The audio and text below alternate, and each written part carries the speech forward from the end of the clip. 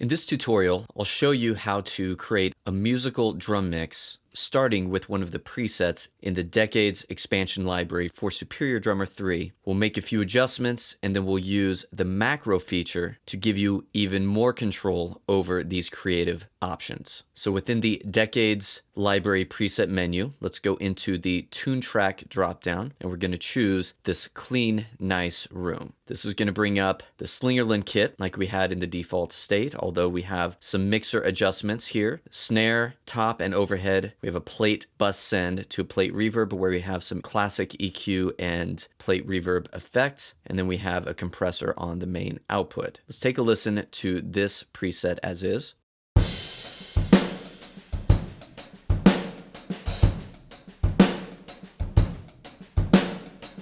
So great sounding preset, although for this example, we're going to use punchier drums and some really great sounding drums within the Decades library, which are the Pearl drums with the Black Beauty snare drum, which is under the Part Presets Drum Kits menu, and it is the 1980s Rock and Fusion selection.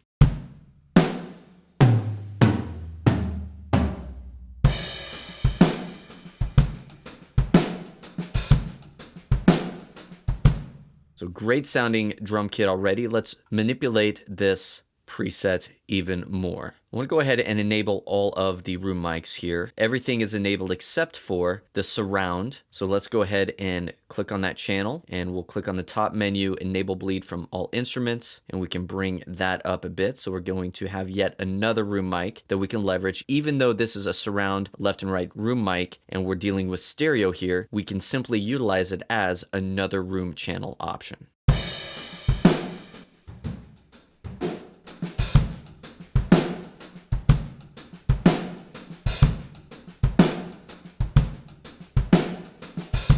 And so now, in addition to the overhead, we have 5 different room mics that we can leverage to adjust the room sound of this mix.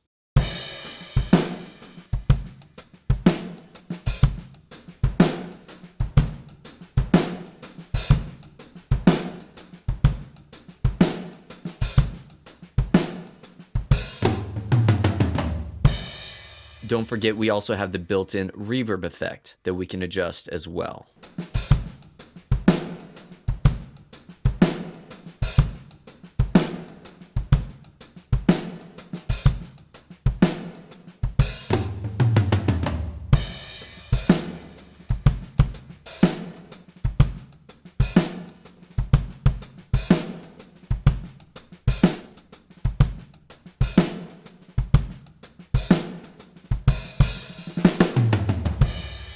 What I want to do at this point is enable our macro controls and add some control elements so that you can adjust some of these parameters very quickly. Now, the first thing I want to do is add a macro for the plate reverb. I want to keep in mind where we have the level set now, negative 12.6. Go into my macro control and we're going to say add. We're going to save this starting point, which I want to be completely turned off, and then we'll save the end, which will be all the way up. So now, as we adjust this parameter, we're adjusting the level of the plate reverb. And let's bring that back down to about where we had it, 12.6. And we want to stay organized, so let's label our parameter adjustment accordingly. So this is the plate verb level. Next, let's add adjustments for the actual plate sound itself. So let's look at this EQ here. One thing we could do is add a high cut, which we could use as a filter to adjust the sound of the reverb. Let's go ahead and turn our macro up, so our level of our reverb up. Let's solo it and let's take a listen. Right now it's just a snare and overhead.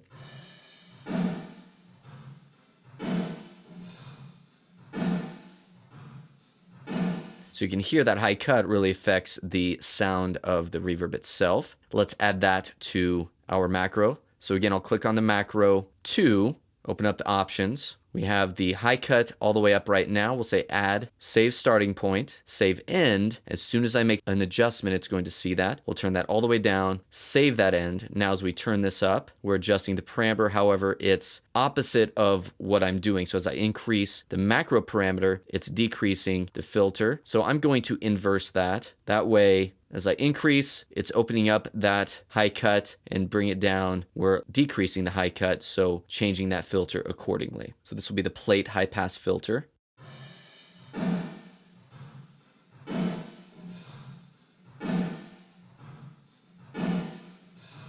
And let's make one more adjustment to the reverb time. So that may be helpful as well. So again, we'll open up parameter number 3. Let's turn the reverb time all the way down. Right now it's at 0.87, so we can remember that. We'll turn it all the way down, add, save start, and we don't want to go to 20 seconds, but let's go to maybe 5 seconds and save end. So now we have an option to increase the time. Let's go back to about 0.87 and label this macro accordingly. So plate reverb time.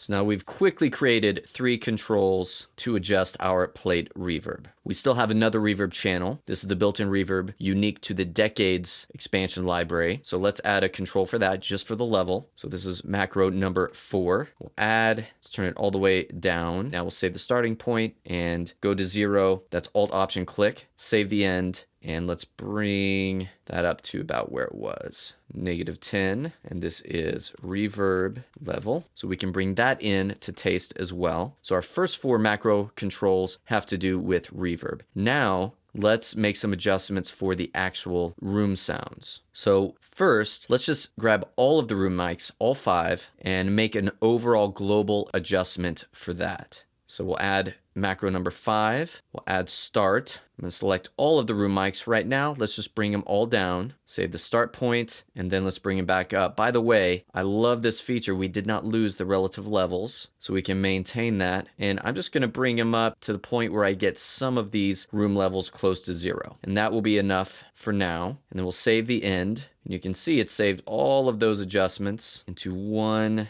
setting. Again, we don't lose those relative adjustments. So whatever you had set before, it's going to maintain that. So this is going to be called our global room level. Next, I want to adjust the envelope of all of these room channels. So we can go into any one of them and we have envelope release levels we can use to shorten the room sound. So in essence, simulate making the room sound smaller. And let's do that at a global level for all room mics. So we want to select all room mics. We will grab another macro and let's just set a start point with no envelope adjustments made. And then we're going to bring this all the way down, which would be, of course, very exaggerated, but we'll go ahead and use that option since we have it. Now we need to invert this because as I increase this, I'm shortening and I want it to be the opposite. So we need to select all of these, shift click from the first row to the bottom, and we'll click on inverse. Now as I decrease the macro, it decreases or shortens the envelope. So this will be room envelope release. So very quickly, what we've done here is taken a preset within the Decades expansion library. We've added some additional rooms, we've set some room levels, and we've added macros to adjust those room levels in a variety of ways. And also we've taken the existing reverb channel and existing reverb effect within this preset and added some controls to manipulate those as well. So I'll go ahead and play this groove and start manipulating some of these controls, and you can watch in the mixer as these control settings change based on the macro controls we've created. So just to recap here, here's what we've done. We have the plate verb level, which is going to be the plate reverb bus level here. We have the plate high pass filter, which is adjusting the EQ within the plate reverb channel. So this high cut, which wasn't there before, but we've added that. So we're using it as a way to filter the reverb effect. We have the plate reverb time, which is in the plate reverb effect itself. So we can adjust that time up to about 5 seconds. And then we have the reverb level, which is the actual built-in reverb within the Decades expansion library. And then we have our room adjustment. So we have the global room level, which we're adjusting and keeping the relative adjustments that we previously made. So any relative adjustments that you make, you can maintain those within this macro and just use this as a global room adjustment for any or all room mics that you want. And then finally, we have a room envelope release, which you can see on the right-hand side is adjusting the envelope of the room itself, which will simulate shortening that room sound or making it sound smaller. Let's take a listen.